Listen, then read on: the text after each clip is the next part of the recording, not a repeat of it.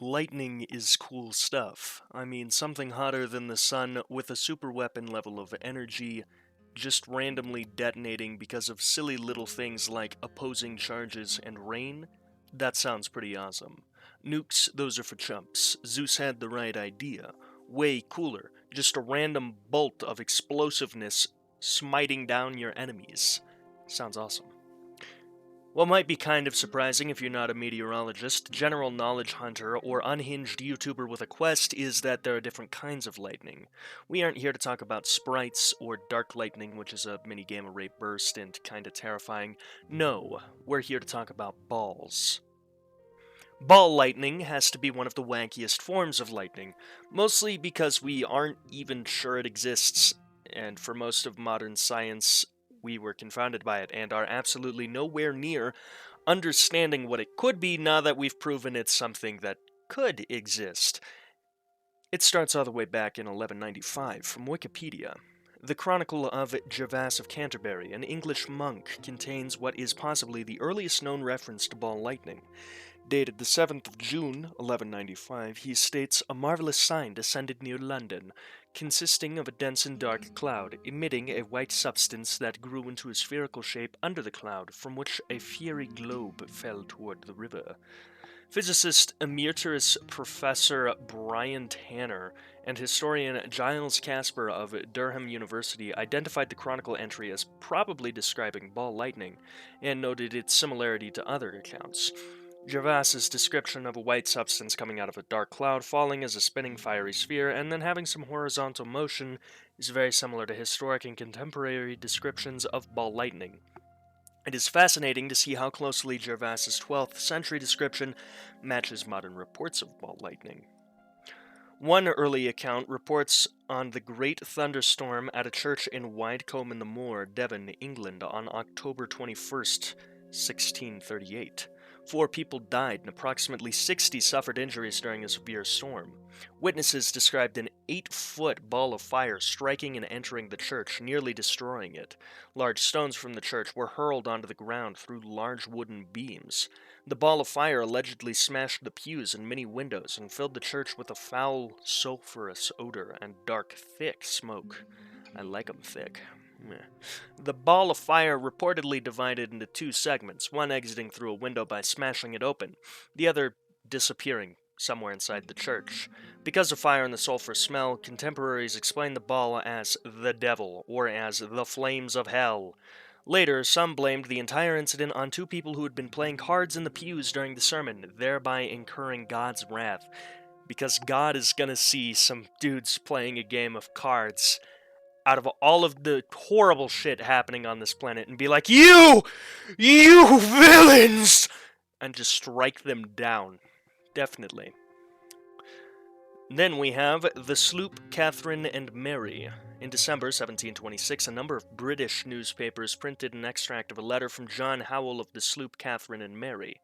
As we were coming through the Gulf of Florida on the 29th of August, a large ball of fire fell from the element and split our mast into 10,000 pieces, if it were possible, split our main beam, also 3 planks of the side, underwater, and 3 of the deck, killed 1 man. Another had his hand carried off. Had it not been for the violent rains, our sails would have been a blast of fire. Next we have the HMS Montague. One particularly large example was reported on the authority of Dr. Gregory in 1749.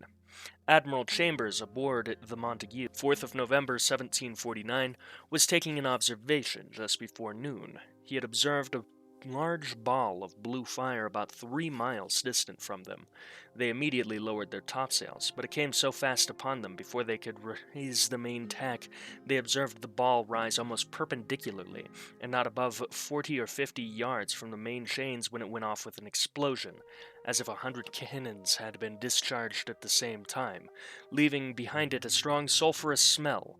By this explosion, the main topmast was shattered into pieces, and the main mast went down to keel. 5 men were knocked down, and one of them very bruised.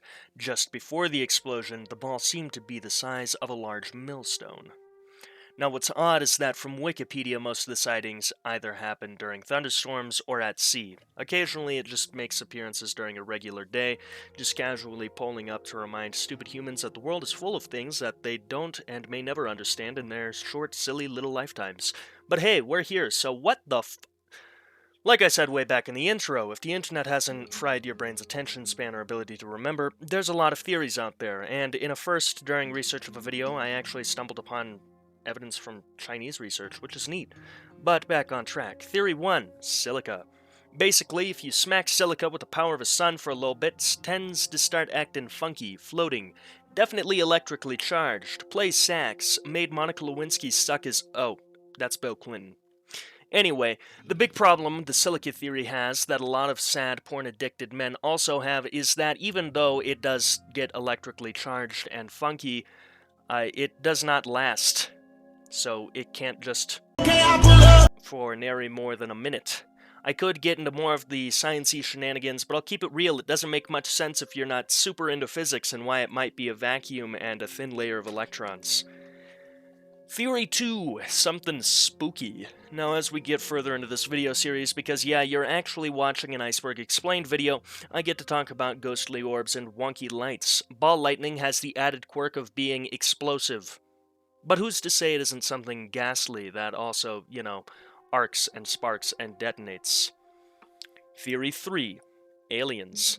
Yep, put on the tinfoil condom, get ready to test your cum for MDMA. I'm on that History Channel grind set. If you'll remember the angel hair video, link above if you haven't seen it, we talked about how it could be a perfect reaction, and there was this very interesting comment. First off, we have the comment that was the entire video, and then we have a reply. This is important. You know what else is poorly studied and has the same smell? Ball lightning.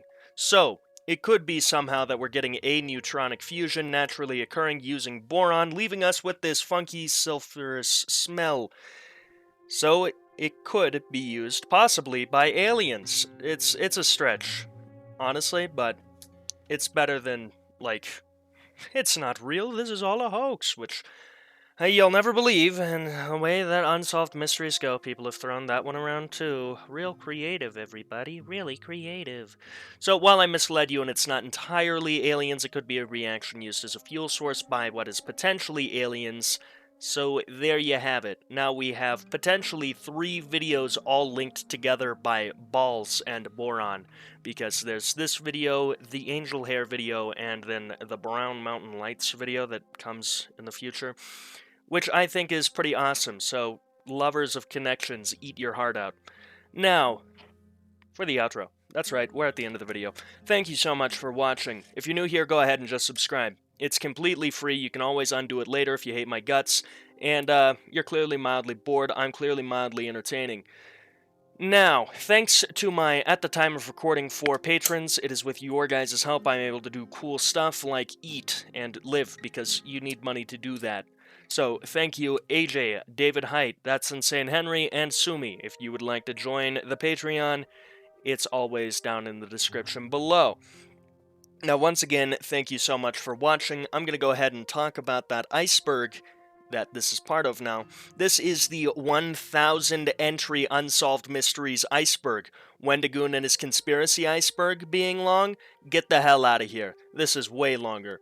Now, I'm covering this almost daily, so if that's something you're interested in, go ahead and just subscribe. Or if you've been itching for your fix of another pen, there's a playlist with every single one of these videos that I've made so far in it. Now, without further ado, I'm going to go ahead and just stop talking. So, thank you so much for watching. Until next time, have a great time. Memento Mori.